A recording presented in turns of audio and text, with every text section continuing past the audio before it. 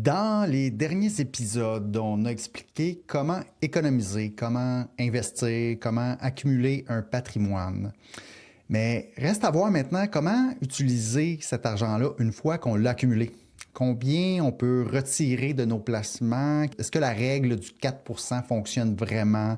Comment décaisser intelligemment si on est au Québec? C'est ce dont on va parler aujourd'hui dans ce dernier épisode de notre série sur le chemin simple vers la richesse.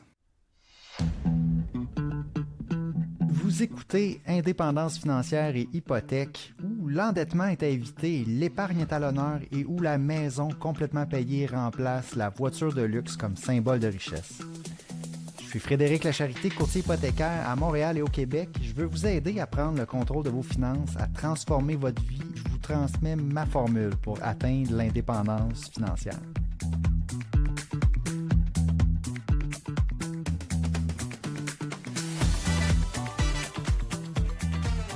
Alors oui, c'est le dernier épisode de la série Le chemin simple vers la richesse. Je vous rappelle, c'est un livre de J.L. Collins qui a aidé toute ma philosophie d'investissement. Un chemin simple vers la richesse, c'est une façon simple d'investir. On peut y aller de façon autonome ou en tout cas, on peut y aller avec un conseiller, mais reste que avec ce livre-là, moi, j'ai bien compris là, le principe de base. On y va avec un fonds indiciel. On n'essaye pas de faire de sélection de titres. On n'essaye pas de jouer à la bourse, mais plutôt, on va faire bien plus d'argent que la majorité des gens qui vont essayer toutes sortes d'affaires compliquées. On va y aller de façon simple, puis ça va être plus payant, puis on va pouvoir se concentrer sur notre travail, faire d'autres choses. On a vu tous les détails de ça, comment investir de cette façon-là. Là, on est rendu à un aspect intéressant qui n'est pas souvent discuté, c'est de comment on décaisse. Puis l'auteur va nous arriver avec la façon dont lui décaisse. Lui, évidemment, il est aux États-Unis. Donc, je vais passer rapidement sur les grands principes qui sont intéressants dans le livre. Puis, je vais parler surtout des grands principes au Québec qu'on devrait prendre en compte quand vient le temps. Puis c'est une bonne idée de le préparer aussi. C'est pas juste lorsqu'on arrive là, à 65 ans ou lorsqu'on arrive au moment du décaissement. On doit le prévoir d'avance. OK? C'est pas d'y penser juste lorsqu'on est rendu. OK? Puis à la fin de tout ça, on va faire une petite conclusion sur la série. Alors, commençons là, les grands principes du livre. OK? On va parler des chapitres 29, 30, 31, 32. On commence le taux de retrait. Combien puis-je dépenser? Donc, après avoir évité les dettes, après avoir dépensé moins que ce que l'on gagne, après avoir investi la différence, on finit par accumuler un portefeuille suffisamment important pour envisager de vivre de ses placements. La question devient, combien puis-je retirer à chaque année sans manquer d'argent? J.L. Collins reparle de la célèbre règle du 4%.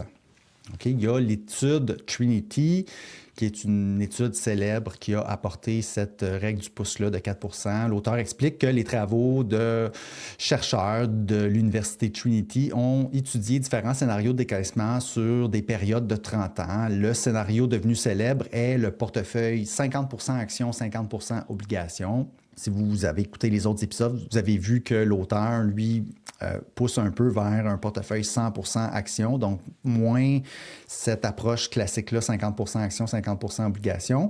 Donc, l'étude parle d'un retrait initial de 4% avec des augmentations annuelles du retrait selon l'inflation. Donc, le résultat de l'étude, c'est que dans 96% des cas étudiés, le portefeuille a survécu pendant 30 ans. Seulement quelques périodes de départ ont échoué. Donc, ça dépend à quelle date qu'on commence à décaisser. Donc, dans 4% des cas, on pourrait manquer d'argent à la fin en utilisant cette règle-là. Donc, c'est quand même un bon ratio, là, 96%. Il y a des très, très bonnes chances que ça fonctionne pour nous si, évidemment, le futur est semblable à ce qu'il y a eu dans le passé, dans les peut-être 100 dernières années. Là, ici, ce que l'auteur nous dit, une conclusion, c'est que selon Collins, les médias ont simplifié excessivement les résultats. La véritable conclusion de l'étude n'est pas que 4%, c'est le chiffre magique qu'on doit absolument utiliser. Okay? La conclusion de l'étude, c'est que dans la plupart des scénarios, les gens auraient pu dépenser davantage sans manquer d'argent. Dans plusieurs cas, le portefeuille terminait même la période avec une valeur beaucoup plus élevée qu'au départ. Donc là, ce que l'auteur dit, c'est que 4%, c'est bien, mais en réalité, ça pourrait faire en sorte qu'on va se retrouver avec un bien trop gros portefeuille à notre décès qu'on va léguer. Donc, dans le fond, c'est que ces gens-là, si on utilise une stricte règle du 4 ça se peut qu'on ait pu finalement dépenser beaucoup plus que ce qu'on a dépensé. Donc, il faut faire attention avec un chiffre rigide. L'auteur nous dit que l'un des constats majeurs, c'est les actions sont le moteur principal qui permet au portefeuille de croître, de résister à l'inflation et de soutenir les retraits. Donc, faire attention un petit peu avec le 50-50, obligations, actions. Si on comprend bien les marchés, on peut mettre plus en action. Okay? C'est ce que l'auteur nous dit. Les portefeuilles fortement investis en actions ont généralement mieux performé que ceux dominés par les obligations. J.L. Collins, ensuite, rappelle l'impact des frais. Il insiste sur un point fondamental. Les projections de l'étude Trinity supposent des frais très faibles.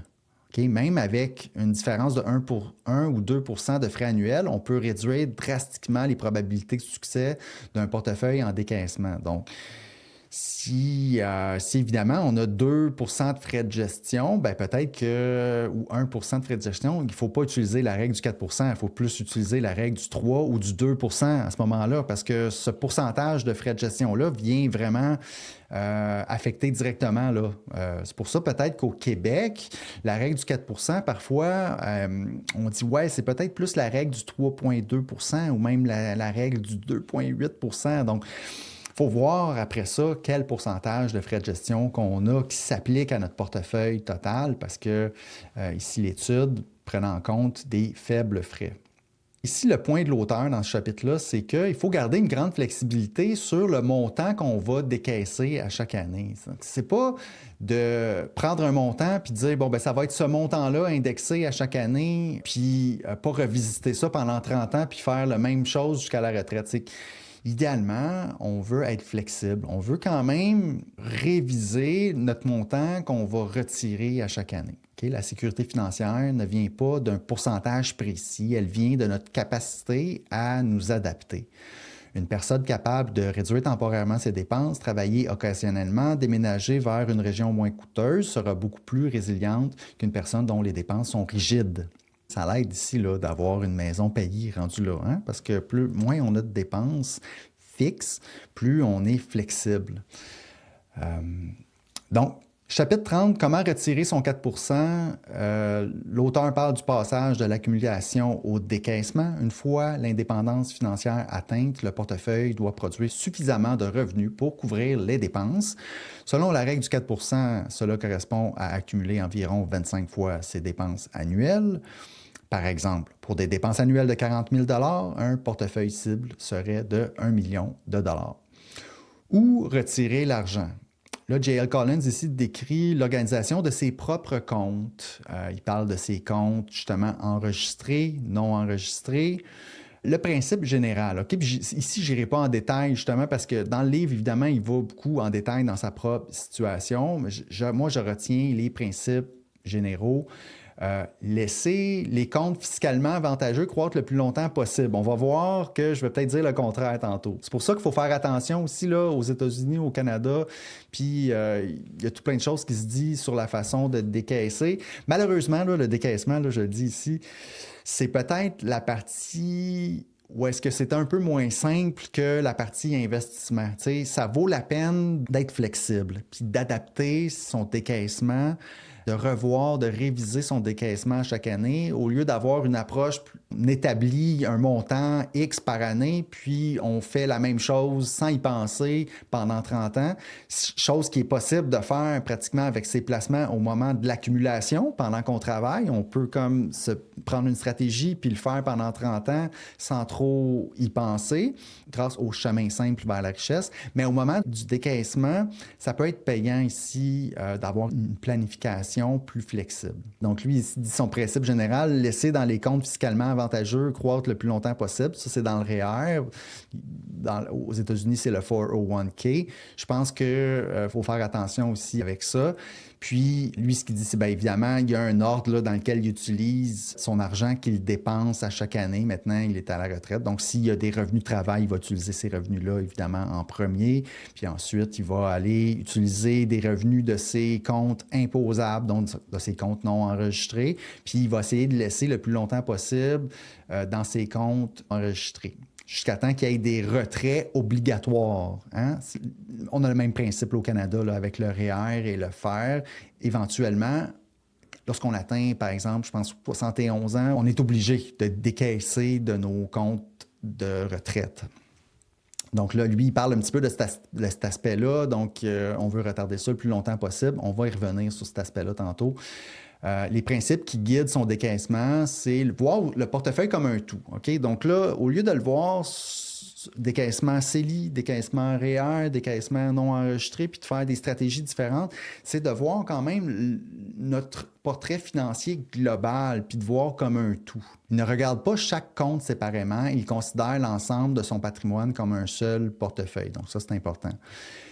Ne pas vivre uniquement des dividendes, ça, c'est quelque chose qu'on peut être tenté de vouloir faire, c'est-à-dire ne jamais décaisser puis d'aller chercher des placements qui vont générer des dividendes pour ne pas avoir à vendre des placements, puis simplement avoir des placements qui génèrent un revenu, puis seulement vivre sur ces revenus-là. La raison pourquoi il dit ça, c'est que les revenus de dividendes ont un rendement moins élevé en général que les actions à croissance. Donc, lui, dans une stratégie d'investissement indiciel, pour faire le marché, il dit qu'il ne faut pas avoir peur là, de vendre. Il ne faut pas penser uniquement en termes de dividendes parce que ça vient, dans le fond, la raison pourquoi on n'aurait pas pensé uniquement en termes de dividendes, c'est que notre rendement pourrait être affecté. Donc, ça pourrait être moins performant sur le long terme d'adopter cette approche-là. L'auteur critique l'idée populaire selon laquelle il faudrait vivre exclusivement de dividendes. Selon lui, les dividendes, les intérêts et la vente de quelque part sont simplement des façons différentes de retirer l'argent d'un portefeuille. Tu sais, aussi, il faut voir que les dividendes, c'est plus imposé que du gain en capital. Donc, il ne faut pas y aller qu'avec l'approche dividende nécessairement. Ensuite, lui, ce qu'il dit, c'est évidemment encore là d'optimiser la fiscalité, super important, de le planifier d'avance, pas retirer toute la même année. Tu sais, si on retarde trop de retirer de nos comptes, justement, REER, à notre décès, si c'est tout imposé d'un coup, ça va être très, très, très coûteux pour notre succession. Ça, c'est un autre aspect. Toujours une bonne idée de planifier ça, planifier les décaissements pour optimiser la fiscalité.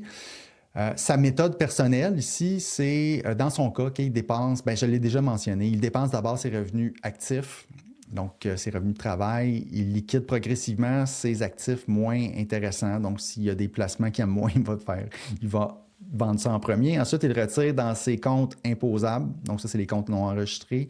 Et il laisse les comptes fiscalement avantageux croître le plus longtemps possible. Pourquoi il n'aime pas l'automatisation complète? Il critique l'idée de programmer un retrait fixe de 4 % et de l'oublier pendant 30 ans. Selon lui, si les marchés chutent fortement, c'est logique de réduire temporairement ses dépenses. Et si les marchés performent très bien, là, c'est possible de faire peut-être un petit voyage de plus dans l'année. Encore une fois, le mot-clé du chapitre, c'est flexibilité. Maintenant, on va sortir un petit peu du cadre du livre, puis on va y aller plus sur le décaissement au Québec. Puis encore là, on va y aller avec des grands principes. Je vous rappelle, OK, ça ne remplace pas le besoin peut-être de consulter avec un planificateur financier si on n'est pas confiant justement de notre stratégie, si on a besoin d'aide pour le faire. Mais ici, là, j'arrive avec les grands principes là, quand même qu'on devrait avoir en tête quand on arrive à la période de décaissement ou pour planifier notre décaissement. En gros, c'est combien retirer, puis d'où retirer l'argent, donc l'optimisation fiscale. La plupart des gens passent toute leur vie à apprendre à accumuler, mais très peu apprennent à décaisser. Pourtant, un bon décaissement peut facilement valoir plusieurs dizaines ou centaines de milliers de dollars sur une retraite. Donc, règle numéro 1, conserver de la flexibilité. Donc là, on revient avec la même règle qu'on avait dans le livre. C'est probablement la plus importante. La pire erreur, c'est de se dire, je retire 50 000 $ par année et je ne change jamais rien. Okay? En réalité, certaines années, les marchés montent de 20 certaines années, ils baissent de 20 ils baissent de 30 certaines années, vous voyagez davantage, certaines années, vos dépenses diminuent. Donc, les retraits doivent s'adapter à la réalité. Personnellement, moi, je préfère l'idée d'avoir un budget cible puis de réévaluer annuellement, ajuster les dépenses si les marchés traversent une mauvaise période. C'est exactement ce que J.L. Collins suggère dans les chapitres. Donc ça, c'est pour la règle numéro 1. Point numéro 2, réduire les dépenses fixes avant la retraite. Okay? Avant même de parler de placement, le plus gros levier, c'est souvent la maison remboursée. C'est n'avoir aucune dette, avoir peu d'engagement financier. Donc ça, c'est une bonne idée avant d'arrêter de travailler, d'avoir clairé ces choses-là. Le plan 5 étapes, rembourser sa maison, si on est capable de le faire, ça va vraiment nous aider à la retraite.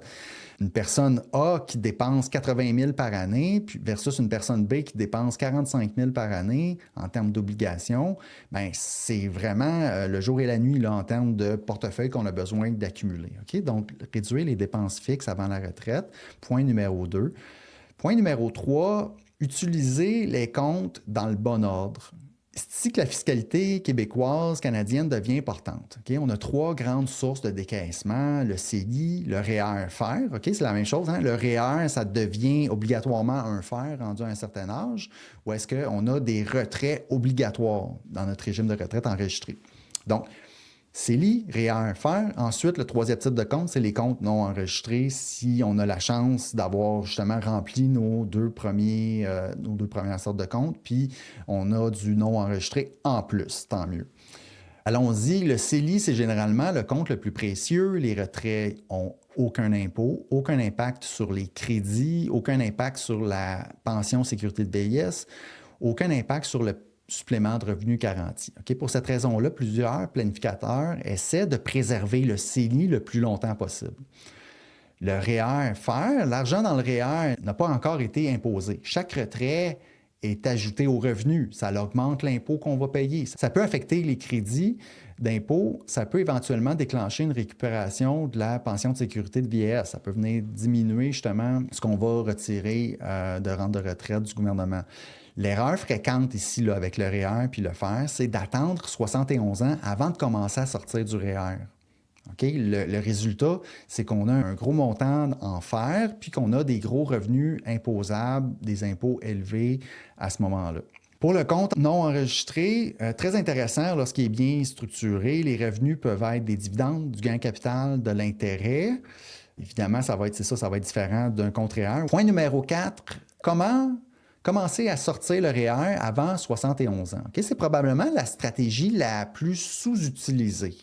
Okay? Supposons qu'on a une retraite à 58 ans, RRQ commence à partir de 65, pension de sécurité de vieillesse à partir de 65, puis un gros REER. Bien, entre 58 et 65, on a techniquement très peu de revenus imposables, faible taux marginal. C'est souvent une excellente période pour retirer volontairement des REER, faire des conversions vers le CELI et remplir les faibles paliers d'imposition. Donc, tu sais, il faut faire attention pour ne pas avoir des trop grosses différences de revenus. Tu sais, si on a des revenus très faibles entre 58 et 65 et qu'après nos revenus augmentent, bien, on va payer plus d'impôts. On n'aura pas optimisé fiscalement notre situation. Donc, commencer à sortir plus tôt les REER, contrairement à ce que J.L. Collins disait, lui, mais peut-être ça fonctionne différemment aux États-Unis, 401k, il disait qu'il essayait de retarder le plus possible là, de sortir l'argent de ses comptes enregistrés. Ici, il faut faire attention, il y a peut-être une optimisation à faire en allant sortir du REER avant 71 ans. C'est peut-être la stratégie la plus sous-utilisée. Point numéro 5, reporter la RRQ lorsque c'est possible. T'sais, si on n'en a pas de besoin, idéalement, on veut le retarder le plus longtemps possible pour jusqu'à 70 ans. C'est extrêmement intéressant parce que les montants deviennent plus élevés. Donc ça, c'est une autre stratégie. Les prestations augmentent de façon importante plus on attend avant de les retirer. C'est une forme de rente indexée garantie par le gouvernement. RRQ, évidemment, ça dépend de notre santé, ça dépend de notre situation familiale, ça dépend du patrimoine. Mais pour quelqu'un qui est financièrement indépendant, c'est souvent une option à analyser sérieusement. Lorsqu'on a bien travaillé notre indépendance financière, la stratégie devrait être de reporter la RRQ, puis qu'on est en santé, évidemment, là, reporter la RRQ, la pension de sécurité de vieillesse plus tard. Point numéro 6, gérer le risque de récupération de la pension de sécurité de PSV, pension de sécurité de vieillesse. À partir d'un certain revenu, la pension de la sécurité de la vieillesse commence à être récupérée. Le piège ici, c'est d'avoir un gros REER, d'avoir des gros retraits obligatoires plus tard et d'avoir un revenu imposable très élevé. Okay? Le résultat, c'est une perte partielle ou totale de la PSV. C'est souvent des raisons supplémentaires de commencer le décaissement REER plus tôt. Okay, point numéro 6.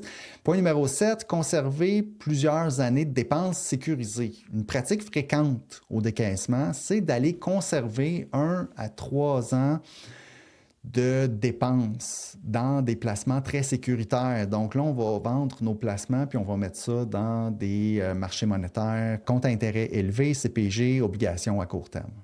Okay, cela évite de devoir vendre des actions pendant un marché baissier. Okay, c'est ça le risque ici qu'on veut gérer. On veut éviter d'avoir à vendre nos actions pendant qu'il y a eu un crash puis que le marché n'a pas remonté encore. Donc ça, la solution, conserver plusieurs années de dépenses sécurisées. J'ai d'ailleurs écouté récemment, cette semaine, un podcast de finances fondamentales où est-ce qu'on parlait là, en détail d'une stratégie de décaissement avec différents buckets, avec différents sauts. Super intéressant, vous irez écouter ça. Ça revient un petit peu avec cette idée-là là, idéalement, on veut conserver là, un nombre d'années, ici on dit 1 à 3 années de dépenses, ça peut être même 1 à 5 années de dépenses selon notre tolérance au risque. Vous avez écouté cet épisode-là, je n'ai pas le numéro, là, mais super intéressant. Point numéro 8, réviser annuellement le plan. Je pense qu'une bonne pratique, c'est qu'une fois par année, calculer notre valeur nette, calculer notre taux de retrait, vérifier l'impôt payé, regarder les crédits gouvernementaux, réviser les objectifs. Donc, faire ça une fois par année, c'est une bonne idée.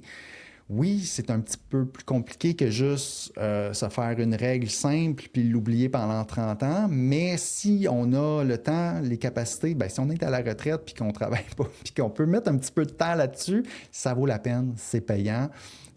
Ça va nous permettre aussi de profiter peut-être plus de l'argent qu'on gagne. Si les marchés vont bien, si notre portefeuille va bien, c'est peut-être un moment où est-ce qu'on va décider, là, cette année, on va faire un voyage de plus, on va profiter plus de notre argent qu'on a durement gagné au cours de notre vie. C'est une bonne idée de le réviser annuellement, notre plan. Le décaissement, c'est un processus dynamique, c'est pas statique, là, figé dans le temps.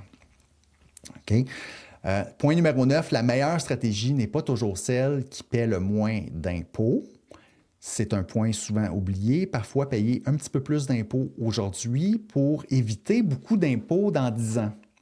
OK? Encore là, la stratégie sous-utilisée là, de justement sortir de nos REER un peu plus que ce qu'on voudrait, parce que c'est pas le fun de sortir des REER parce qu'on va payer de l'impôt en le faisant. Donc là, si nous autres, on a tellement comme pas le goût de payer de l'impôt, qu'on aille ça donner de l'argent au gouvernement, bien, on pourrait finir perdant à cause de ça parce que l'impôt, va falloir la payer anyway à un moment donné. Donc, faire attention.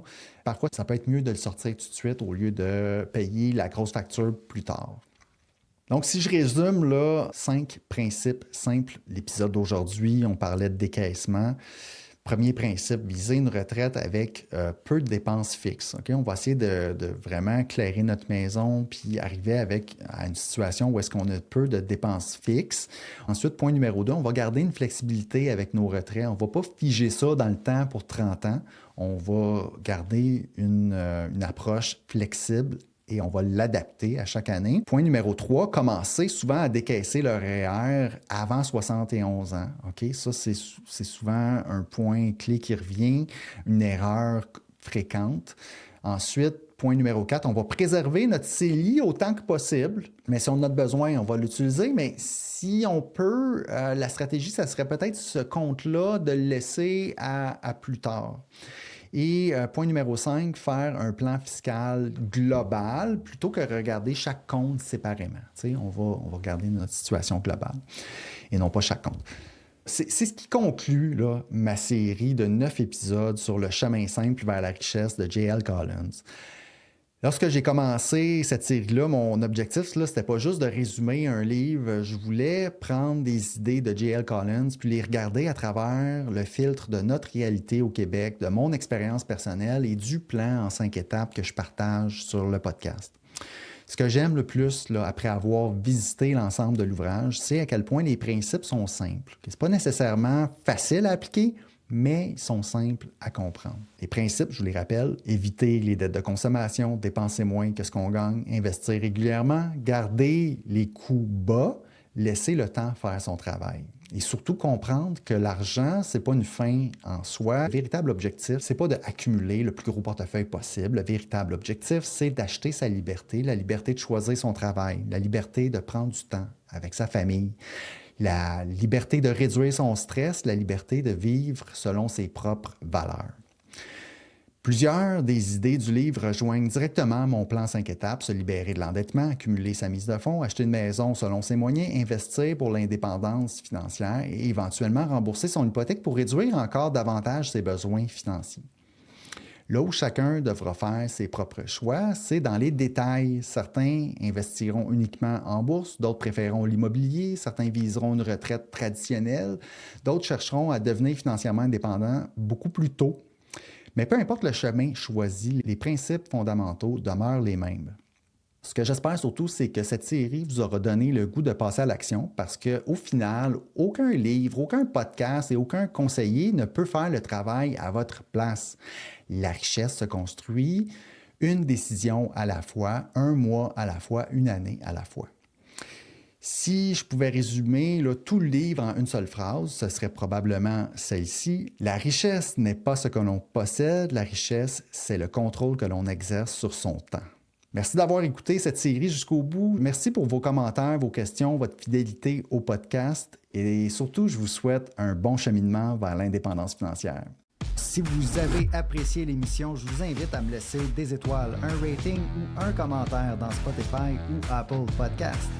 Pour plus de contenu, allez suivre ma page Facebook Indépendance financière et hypothèque. Et si vous voulez en savoir plus sur mes services ou voulez prendre rendez-vous avec moi pour me parler, allez simplement sur mon site web frédériclacharité.com. À bientôt!